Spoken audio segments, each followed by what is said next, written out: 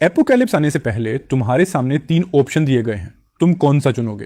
पहला, खाने पीने की अनलिमिटेड सप्लाई। दूसरा, एक गोल्डन डेजर्ट ईगल जिसमें इनफाइनाइट एमो हो। तीसरा, एक हेयर स्प्रे जो खत्म होने तक तुम्हें बेहद आकर्षक बना देता है। मुझे पहले से पता है 3 घंटे बाद फ्रोजन अपोकलिप्स आने वाला है। इंसानों की रहने की हालत तेजी से खराब हो जाएगी, ज़ॉम्बी वायरस फैलने वाला है, कानून और व्यवस्था धीरे धीरे टूट जाएगी। एपोकैलिप्स में खाने की कमी ही सबसे बड़ा मुद्दा होती है। मैं बिना 1 सेकंड सोचे पहला ऑप्शन चुन लेता हूँ। Selection confirmed. होस्ट को अनलिमिटेड फूड सप्लाई मिल गई है। एकदम से मेरे अंदर एक्साइटमेंट की लहर दौड़ जाती है। मैं मन ही मन सोचता हूँ, मुझे कोक दे दो, थोड़ी कम बर्फ के साथ, मुझे प्यास लगी है। और अगले ही पल मेरे हाथ में एक बर्फ जैसी ठंडी कोक आ जाती है। मैं अपनी खुशी को मुश्किल से कंट्रोल कर पाता हूँ। ये सच में हो रहा है। परफेक्ट, एपोकैलिप्स आ रहा है। अब सर्वाइवल के नियम बदलने वाले हैं। वो बदहाल दिन अब मुझे कभी नहीं झेलने पड़ेंगे। अब वक्त है अलग तरीके से जीने का। आज से मैं हर दिन बीफ खाऊंगा। सिस्टम, मुझे 10 और स्क्यूअर्स दे दो। मैं बीफ के स्क्यूअर्स खा ही रहा होता हूँ, तभी मेरी गर्लफ्रेंड का मैसेज आता है। मैंने ग्रेजुएट एंट्रेंस एग्जाम पास कर लिया है। कुछ बातें साफ करनी है, चलो ब्रेकअप कर लेते हैं। तुम भी जानते हो और मैं भी, हम अब एक ही लेवल पर नहीं हैं। तुम सिर्फ 3000 महीने कमाने वाले एक वर्कर हो और मैं अब ग्रेजुएट स्टूडेंट बनने वाली हूँ। मेरा फ्यूचर बहुत ब्राइट है। मुझे पता है ये क्रूर है और मुझे पता है कि तुमने इन सालों में मेरी पढ़ाई में सपोर्ट किया है, लेकिन मैंने भी अपनी जवानी के साल दिए हैं। अब हम बराबर हैं। अब मुझसे दोबारा संपर्क मत करना। यहीं सब खत्म होता है। मैं उन ठंडे बेरहम शब्दों को घूरता रह जाता हूँ। मेरे सीने में एक तेज चुभन होती है, फिर धीरे धीरे वो गायब हो जाती है। मैं हल्की सी ठंडी हंसी हंसता हूँ। हाँ, लूना, तुम्हें इसका पछतावा होगा। तभी सिस्टम फिर से आवाज करता है। होस्ट की सर्वाइवल सुनिश्चित करने के लिए सिस्टम हर रात 12 बजे डेली चेक इन देगा। ऑप्शंस में हथियार, सामान, शारीरिक ताकत बढ़ाने वाली चीजें और भी बहुत कुछ हो सकता है। होस्ट हर दिन एक रिवॉर्ड चुन सकता है। पहली बार मुझे सच में एपोकैलिप्स का इंतजार है। पुरानी दुनिया में मैं कोई नहीं था, लेकिन आने वाली दुनिया में मैं सब कुछ बदल दूंगा। ये सोचकर मैं अपनी इलेक्ट्रिक स्कूटर पर बैठता हूँ और अपने किराए के कमरे की तरफ निकल जाता हूँ। लिफ्ट का इंतजार करते वक्त एक तिरस्कार भरी आवाज हवा को चीरती है। ओए वर्कर, पीछे हटो, तुमसे पसीने की बदबू आ रही है। मैं पीछे मुड़ता हूँ। ये सोफी है, बैंक यूनिफॉर्म में। उसने अपनी नाक पर हाथ रखा हुआ है और मुझे ऐसे घूर रही है जैसे मैं कोई गंदगी हूँ। सोफी मेरी पड़ोसी है। मैं 501 में रहता हूँ और वो अपने नए नवेले पति वेड के साथ 502 में। उनकी शादी को अभी सिर्फ 1 महीना हुआ है। मैंने उसे उस दिन सफेद गाउन में देखा था। सच कहूं तो बेहद खूबसूरत, लगभग 90/100 लुक्स और फिगर के हिसाब से। मेरी एक्स गर्लफ्रेंड से तो कहीं ज्यादा। उसे अब देखते हुए मेरे चेहरे पर हल्की सी मुस्कान आ जाती है। सोफी भौहें सिकोड़ती है। उसका धैर्य साफ खत्म हो रहा है। ऐसे घूरते रहे तो तुम्हारी आंखें निकाल दूंगी। आज का दिन पहले ही खराब है, ऊपर से तुम्हारे जैसे इंसान के साथ खड़े रहना पड़े, किस्मत ही खराब है। उसका पति वेड एक कंपनी एग्जीक्यूटिव है। दोनों खुद को समाज का एलीट समझते हैं और मेरे जैसे वर्कर्स को दिल से नीचा समझते हैं। लिफ्ट आ जाती है। मैं अंदर चला जाता हूँ। सोफी साफ तौर पर अगली लिफ्ट का इंतजार करना चाहती है। दरवाजे बंद होने से ठीक पहले मैं ठंडे अंदाज में कहता हूँ, अगर भूख लगे तो आज रात मेरे पास आ जाना। जैसे ही दरवाजे बंद होते हैं, सोफी के शरीर में एक सिहरन दौड़ जाती है और तुरंत ही गुस्से में बदल जाती है। ये खुद को समझता क्या है? इसके पास खाने के लिए जाऊं? पागल हो गया है क्या? अपने कमरे में वापस आकर मैं अलमारी खंगालने लगता हूँ। जमी हुई तबाही आने ही वाली है। मुझे पहले से डाउन जैकेट्स और मोटे कंबल निकालने होंगे। तभी दरवाजे पर जोरदार दस्तक होती है। बाहर से सोफी की आवाज आती है। ओए वर्कर, बाहर आओ। अभी जो कहा उसका मतलब क्या था? छुप कर मत बैठो, मुझे पता है तुम अंदर हो। शोर सुनकर उसका पति वेड भी बाहर आता है। सोफी, क्या हुआ? तुम उस वर्कर के दरवाजे पर क्यों चिल्ला रही हो? सोफी गुस्से में कहती है। इस घटिया आदमी ने मुझ पर लाइन मारी है। मैं इसे इस बिल्डिंग से निकलवाना चाहती हूँ। वेड कहता है, तो ये खुद मुसीबत मोल ले रहा है। चिंता मत करो, मैं इसे। वो अपनी बात पूरी भी नहीं कर पाता क्योंकि जैसे ही वो ऊपर देखता है, मेरी ठंडी सख्त नजरों से उसकी नजरें मिलती हैं और उसी पल उसका सारा घमंड गायब हो जाता है। वो देखने में कमजोर लगता है, जबकि मैं सालों से मेहनत मजदूरी करता आया हूँ। मेरा शरीर मजबूत है। अगर लड़ाई हुई तो नतीजा पहले से साफ है। वेड तुरंत अपना रवैया बदल लेता है और एक नर्वस सी मुस्कान दिखाते हुए कहता है, तुम आ गए। आज काम का दिन लंबा रहा होगा, जाकर आराम करो। सोफी गुस्से में बोलती है, तुम पीछे क्यों हट रहे हो? क्या तुमने नहीं देखा वो मुझे कैसे घूर रहा था? क्या तुम सच में उसे डर रहे हो? वेड समझाने की कोशिश करता है, हनी, तुम गलत समझ रही हो। मैं डर नहीं रहा। हम समाज के एलीट हैं, खुश और सफल लोग। उस जैसे लोग हमेशा हमसे जलते रहेंगे। हम वही लोग हैं जिनकी जिंदगी अच्छी है। ऐसी सिचुएशन में पीछे हट जाना ही बेहतर होता है। मैं अपनी सारी मोटी कंबल और जैकेट्स निकाल चुका हूँ। दरवाजे और खिड़कियां अच्छे से सील कर देता हूँ और चुपचाप एपोकैलिप्स का इंतजार करने लगता हूँ।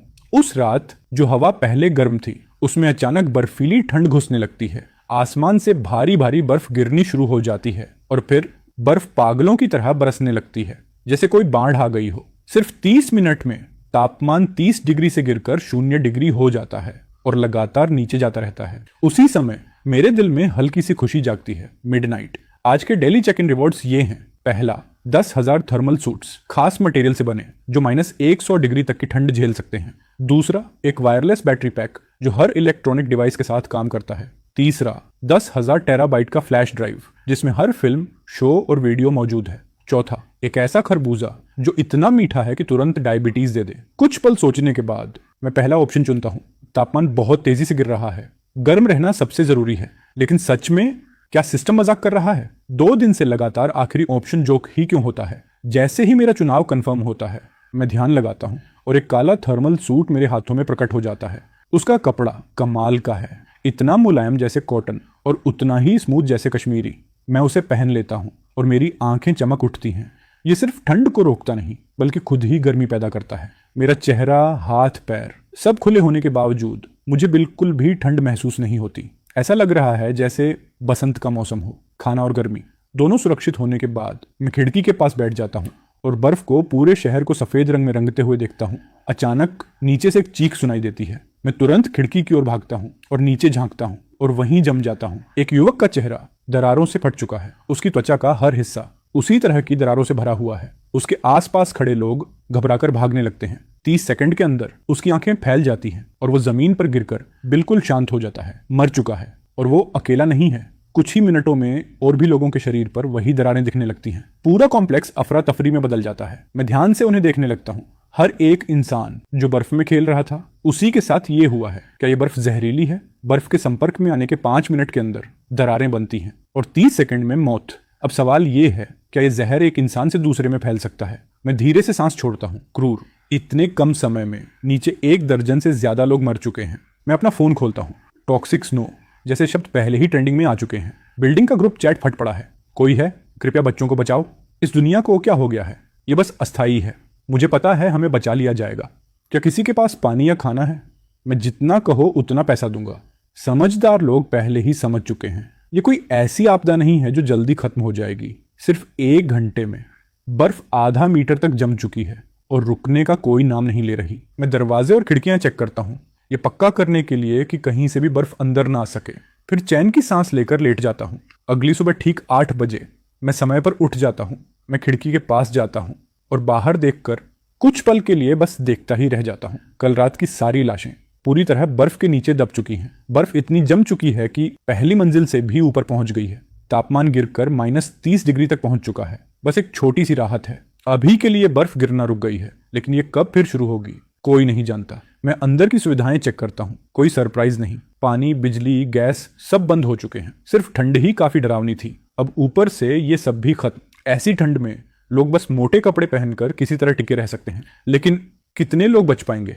आज बहुत से लोग ठंड से मरने वाले हैं, लेकिन मैं बिल्कुल शांत हूँ। मैं अंदर बैठकर हॉटपॉट खा रहा हूँ, गर्म चाय पी रहा हूँ और आराम से बिल्डिंग ग्रुप चैट स्क्रॉल कर रहा हूँ। एक रात की यातना के बाद चैट में कई आवाजें अब गायब हो चुकी हैं। जहर से मरे या ठंड से कहना मुश्किल है। बस कुछ इक्का दुक्का मदद के मैसेज बचे हैं और उनका भी कोई जवाब नहीं दे रहा। मैं पूरा दिन घर के अंदर ही बिताता हूँ। फिर से मिडनाइट हो जाती है। अगले चेक इन का समय। आज के ऑप्शंस: पहला, एक golden desert eagle infinite MO के साथ। दूसरा, पावर लेवल में 5 का इजाफा। तीसरा, एक खास स्लेज जो बर्फ और बर्फीली सतह पर बिना किसी रुकावट के फिसलती है। चौथा, एक ऐसा कोल्ड ड्रिंक जिसे पीकर तुम लगातार डकार लेते रहोगे। चौथा ऑप्शन फिर से पूरी तरह बेकार है। मुझे वो गोल्डन डेजर्ट ईगल चाहिए, लेकिन मैं दूसरा ऑप्शन चुनता हूँ। इन ऑप्शंस को देखकर लगता है रिवॉर्ड्स दोबारा भी आ सकते हैं, तो कोई जल्दी नहीं, बाद में भी ले सकता हूँ। जहां तक पावर लेवल का सवाल है, ये तो सही में साई-फाई जैसा लग रहा है।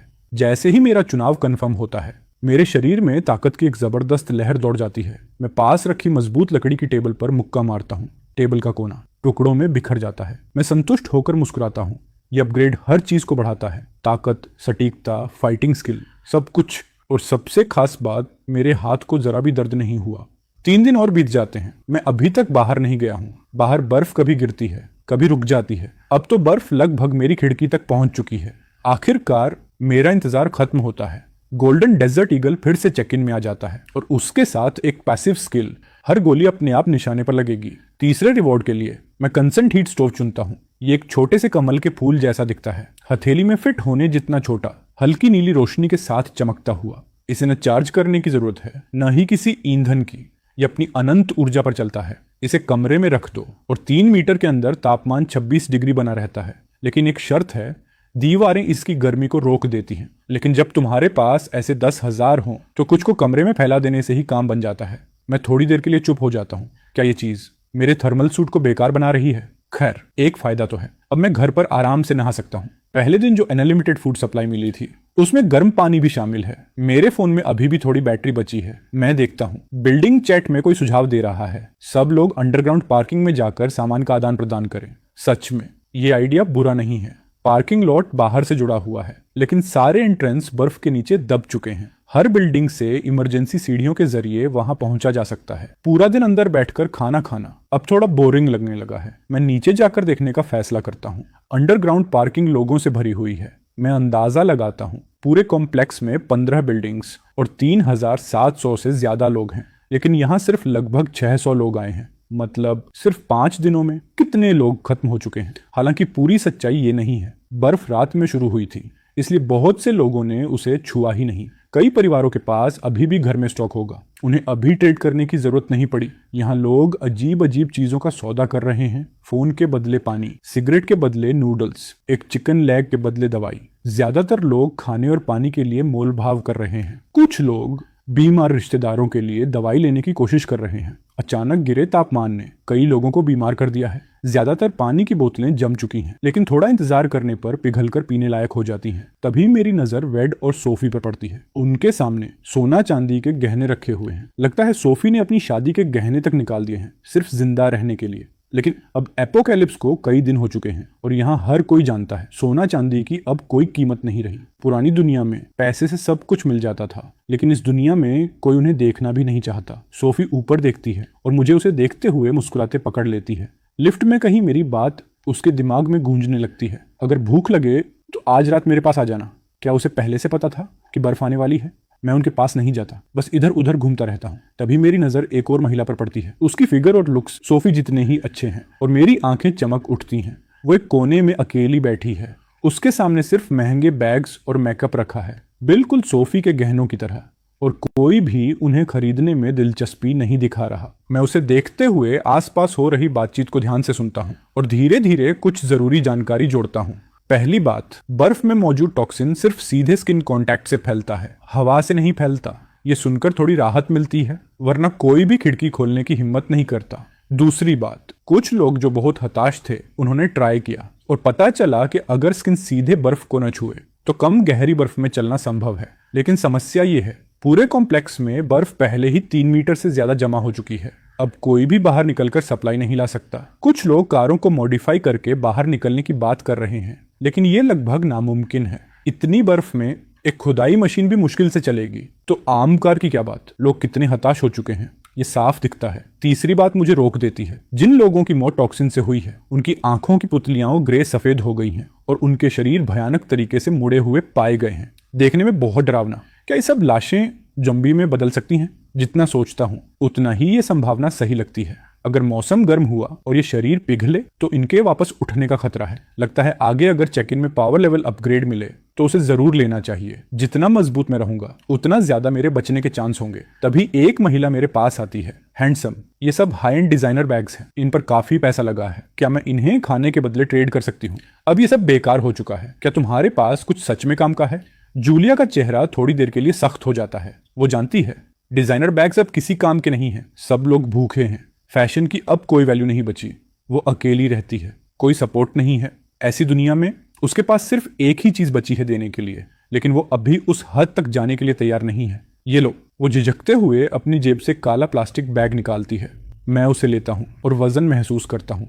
मैं खोल कर देखता हूँ, अंदर अलग अलग साइज के पोर्टेबल चार्जर्स भरे पड़े हैं। वो मुझे हैंडसम कहती है, लेकिन उसके दिमाग में मैं सिर्फ एक चार्जिंग स्टेशन हूँ। मैं बैग वापस उसकी तरफ फेंक देता हूँ। इन्हें वापस रखो। मैं उसे सीधे मना कर सकता था, लेकिन मैं अलग रास्ता चुनता हूँ। मैं जेब से एक ब्रेड रोल निकालता हूँ और उसके सामने धीरे धीरे हिलाता हूँ। खाना चाहिए?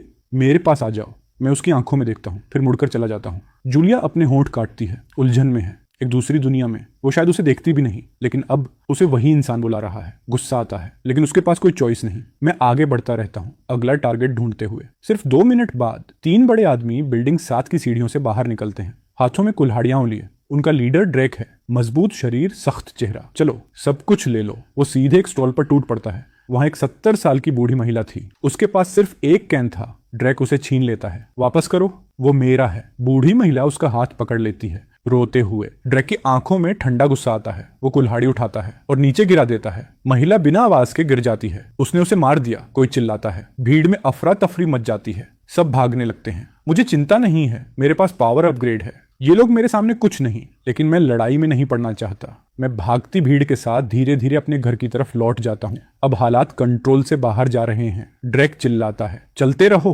उसके आदमी और ज्यादा आक्रामक हो जाते हैं। जो मिलता है उठा लेते हैं। जूलिया ये देखकर तुरंत भाग जाती है, अपना बैग भी छोड़ देती है और उसे पता भी नहीं चलता कि उसका आईडी कार्ड गिर चुका है। वेड सोफी का हाथ पकड़कर भागता है, लेकिन जो लोग कभी लड़ना नहीं जानते वो जल्दी गिर जाते हैं। सोफी के पैर जवाब दे देते हैं। वो उठ नहीं पाती। उठो, वेड खींचने की कोशिश करता है, लेकिन उसकी भी ताकत खत्म हो चुकी है। वो देखता है ड्रैक को आता हुआ चेक और चिल्लाता है, तुम यहीं रुको, मैं मदद लाता हूँ। वो उसका हाथ छोड़ देता है और भाग जाता है, पीछे मुड़कर भी नहीं देखता। सोफी हैरान रह जाती है। उसने कभी नहीं सोचा था उसका नया पति उसे ऐसे छोड़ देगा। ड्रैक करीब आता है और वो रोने लगती है। मैं उसके पास जाता हूँ और उसे उठाता हूँ। वो मेरा टारगेट है, अभी उसे गायब नहीं होने दे सकता। सोफी मेरे हाथ की ताकत महसूस करती है और ऊपर देखती है। मुझे देखकर उसके अंदर कुछ हलचल होती है। दूसरी तरफ ड्रैक और उसके आदमी लूट जारी रखते हैं। कुछ ही देर में उनके पास काफी सामान इकट्ठा हो जाता है। उनकी प्लानिंग साफ थी, अचानक हमला करो, लोग भागेंगे, सब छोड़ देंगे। और वही हुआ, कोई भी नहीं लड़ा। ड्रैक सोचता है ये सामान कुछ दिनों तक चलेगा, फिर और चाहिए होगा। तभी एक आदमी उसके पास आता है, हाथ में एक आईडी कार्ड लेकर। बॉस, ये मिला है। ओह, लड़की है। आईडी में नाम है जूलिया, लेकिन यूनिट अभी पता नहीं। कोई बात नहीं, पहले खाना ले चलते हैं। मैं सोफी को लेकर स्टेयरवेल का दरवाजा ब्लॉक करता हूँ और फिर अपने कमरे की तरफ बढ़ जाता हूँ। 501। सोफी तब जाकर होश में आती है जब वो अपना घर देखती है। सोफी मेरे हाथ से खुद को छुड़ा लेती है और दरवाजे पर जोर जोर से पीटने लगती है। वेड, दरवाजा खोलो। खुद को मर्द कहते हो? अपनी पत्नी को छोड़कर भाग गए और अब दरवाजा बंद करके छुपे बैठे हो। उसकी आवाज टूटने के कगार पर है, गुस्से और दर्द से भरी हुई। मैं हल्की मुस्कान के साथ अपने दरवाजे पर टिक जाता हूँ और पूरा सीन देखने लगता हूँ। अंदर से वेड कांपता हुआ सब सुन रहा होता है। वो धीरे धीरे पीपा होल के पास जाता है और जब उसे यकीन हो जाता है कि बाहर सिर्फ हम 2 ही हैं, तभी हिम्मत करके दरवाजा खोलता है। सोफी, तुम ठीक हो ना? अंदर आ जाओ, वो लोग वापस आ सकते हैं। सोफी तुरंत भड़क जाती है। तुम किस तरह के आदमी हो वेड? तुम्हारे वादे कहाँ गए? जैसे ही खतरा आया तुम मुझे छोड़कर भाग गए।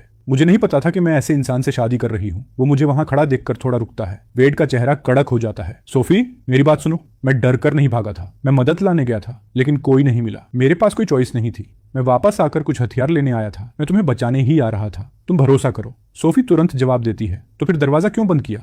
वेड के पास कोई जवाब नहीं होता। सोफी आगे बोलती है, घर में अब कुछ भी खाने पीने को नहीं है। मेरा गोल्ड ब्रेसलेट भी वहीं खो गया। अब हम क्या करेंगे? मैं अब भी इतनी जवान हूँ, क्या मैं तुम्हारे साथ भूख से मर जाऊंगी? जैसे जैसे वो बोलती है उसकी आवाज और टूटती जाती है। वो रोने लगती है, पूरी तरह टूट चुकी। सोफी ने अपनी जिंदगी में कभी ऐसा बेबस महसूस नहीं किया था। वेड भी उतना ही खोया हुआ है। जो इंसान खुद को एलीट समझता था आज पूरी तरह बेकार साबित हो चुका है। तभी वेड की नजर मुझ पर पड़ती है, जो अब भी शांति से देख रहा हूँ। उसके दिमाग में एक बात क्लिक करती है, ये आदमी इतना फिट क्यों लग रहा है? इसके चेहरे पर भूख का कोई निशान ही नहीं है। दोस्त, तुम्हारे पास खाना है? मैं शांत होकर जवाब देता हूँ, हाँ, बहुत सारा है। अच्छा, क्या तुम हमारे साथ शेयर कर सकते हो? बिल्कुल नहीं। मैं अपनी जेब से कोक निकालता हूँ, उसका ढक्कन खोलता हूँ और एक लंबा घूंट लेता हूँ, फिर संतुष्टि से डकार लेता हूँ। सर्दी के बीच भी ठंडी कोक का मजा अलग ही है। वेड और सोफी गुस्से से भर जाते हैं और मुझे ये देखकर हल्की हंसी आ जाती है। एपोकैलिप्स से पहले तुम लोग मुझे देखना भी पसंद नहीं करते थे और अब मैं तुम्हारी पहुंच से बाहर हूँ। वेड अचानक मुस्कुराने की कोशिश करता है। हम पड़ोसी हैं और पड़ोसी तो दूर के रिश्तेदारों से भी करीब होते हैं। थोड़ा खाना शेयर कर दो और जब ये सब खत्म होगा मैं तुम्हें अपनी कंपनी में जॉब दिलवा दूंगा। 6,000 नहीं, 8,000 महीना। मैं जोर से हंस पड़ता हूँ। ये आदमी अभी भी समझ नहीं पाया है कि दुनिया बदल चुकी है। मैं तली हुई चिकन निकालता हूँ और एक बाइट लेता हूँ, कोक के साथ फ्राइड चिकन।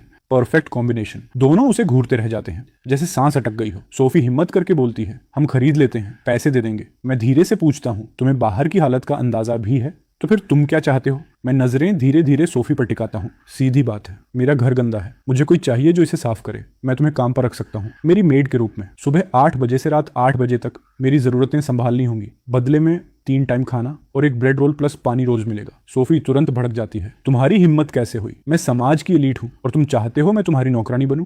कभी नहीं, मैं शांत रहता हूँ। ठीक है, फिर मैं दरवाजा बंद कर देता हूँ। मेरे पास खाना है, पानी है और गर्मी भी। मैं इंतजार कर सकता हूँ जितना भी समय लगे।